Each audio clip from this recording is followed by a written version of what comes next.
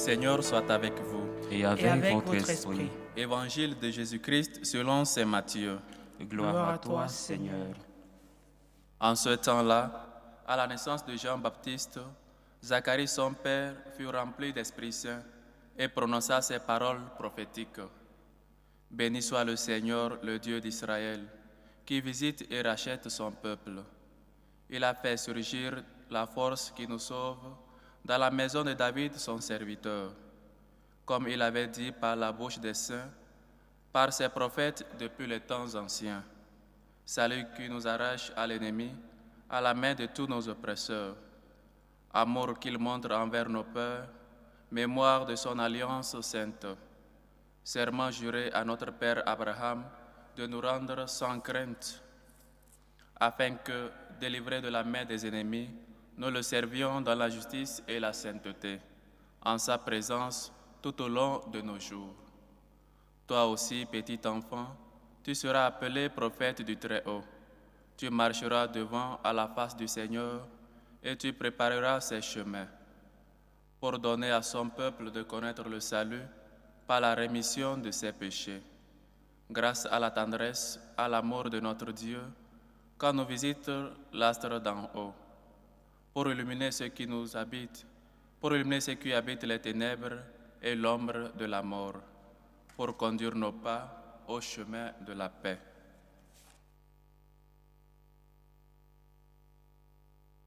Acclamons la parole de Dieu. Louange à toi, Seigneur Jésus. Bien-aimés de Dieu, chers frères et sœurs dans le Seigneur Jésus-Christ, en ce matin du 24 décembre, l'Église nous invite à méditer sur le Benedictus. Le Benedictus est la prière énoncée par Zacharie après la naissance de son fils Jean-Baptiste. Ce cantique de Zacharie tiré de l'Évangile selon saint Luc que nous avons écouté, ce texte est une véritable révélation théologique qui nous prépare à célébrer le mystère de Noël, à accueillir la venue du Messie dans un esprit d'action de grâce, dans un esprit de gratitude. Il nous ouvre les yeux sur la lumière qui s'apprête à briller dans nos vies, incarnée par le Christ qui est le soleil levant. Le Benedictus est une proclamation de louange qui célèbre l'intervention divine dans l'histoire du salut. Zacharie, qui est un grand prêtre, rempli de l'Esprit Saint, annonce que son fils Jean-Baptiste sera le précurseur du Seigneur, le précurseur du Messie. Cette figure de Jean le Baptiste est essentielle pour comprendre la mission du Messie. Il est question pour Jean-Baptiste de marcher devant le Seigneur, à préparer ses chemins. Ce rôle de précurseur est fondamental et essentiel et nous rappelle que la préparation spirituelle est importante et nécessaire pour accueillir le Fils de l'homme qui va bientôt naître, pour accueillir le Christ qui naîtra. Et cette nuit sera la grande veillée où le Fils de l'homme viendra naître dans nos cœurs. Nous sommes invités à nous interroger. Comment préparons-nous nos cœurs pour la venue de celui qui apporte le salut? Comment est-ce que nous nous préparons? Le Messie est la lumière qui dissipe les ténèbres. Le Messie est celui-là même qui vient nous apporter la paix, réconciliation, le pardon. Dans le Benedictus, nous lisons que le Messie vient pour illuminer ceux qui habitent les ténèbres et l'ombre de la mort. Cette image du soleil levant évoque la promesse d'un salut qui ne se limite pas à une délivrance physique, mais qui touche nos âmes, qui touche nos cœurs, nous offrant une paix profonde. Oui, le Messie qui vient nous apporte la paix. Il nous apporte l'espérance en la vie éternelle. La royauté du Christ annoncée par le prophète Nathan dans la première lecture que nous avons écoutée nous rappelle que son règne est éternel. Sa dynastie subsistera pour toujours devant la face du Seigneur. Ce passage nous appelle à faire confiance à la fidélité de Dieu, qui a établi une alliance inébranlable avec son peuple. Oui, le Messie vient réconcilier les deux testaments. Le Messie vient donner une suite logique aux prophéties annoncées dans l'Ancien Testament.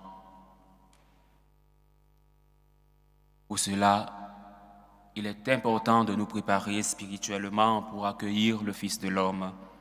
Alors que nous nous approchons à la veillée de Noël, il est crucial de disposer nos cœurs pour accueillir le Christ. Viens, soleil levant, splendeur de justice et lumière éternelle. Viens, Seigneur Jésus, nous sommes disposés à t'accueillir. Viens, Seigneur Jésus, habite nos cœurs, dissipe nos ténèbres. Cette supplication nous rappelle que nous devons nous débarrasser des ténèbres de nos vies pour laisser entrer la lumière du Christ. Que devons-nous faire pour nous préparer? Question très importante, question très essentielle, la prière. Il ne nous reste plus que quelques heures.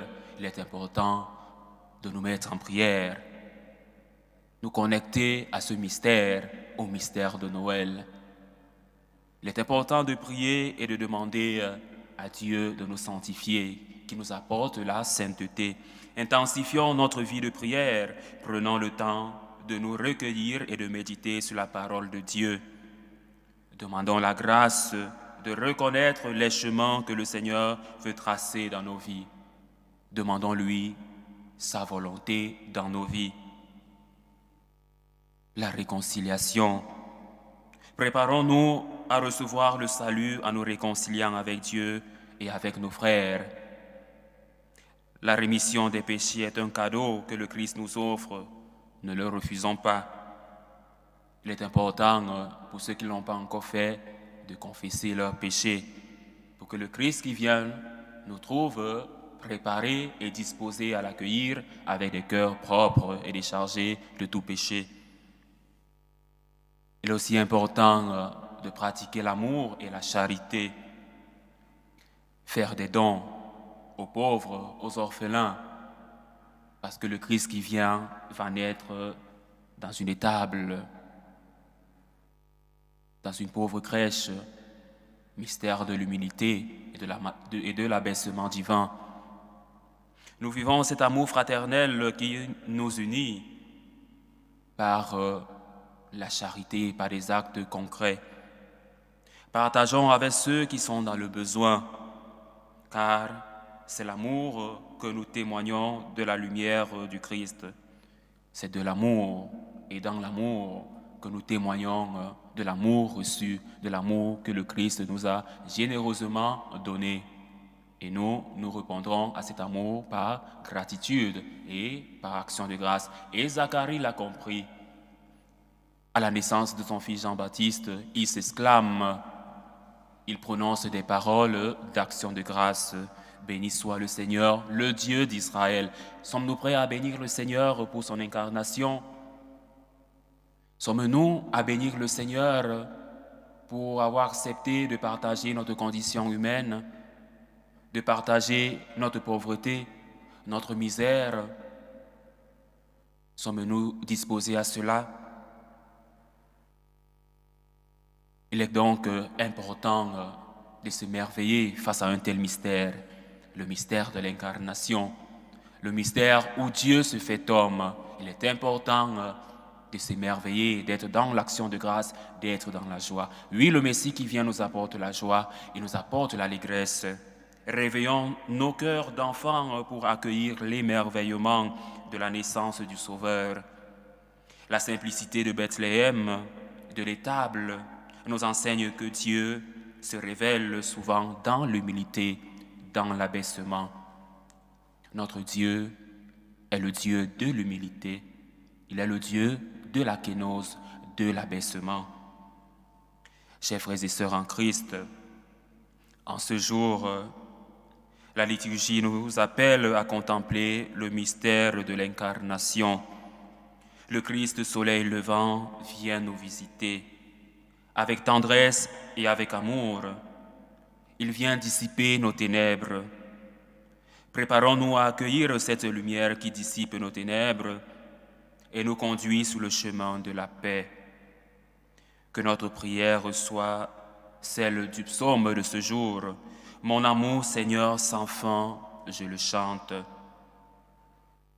Que la grâce de Noël transforme nos cœurs et illumine notre vie. Que la grâce de Noël nous apporte humilité, nous apporte réconciliation, nous apporte pardon et surtout nous apporte la sainteté. Loué soit Jésus-Christ. À jamais.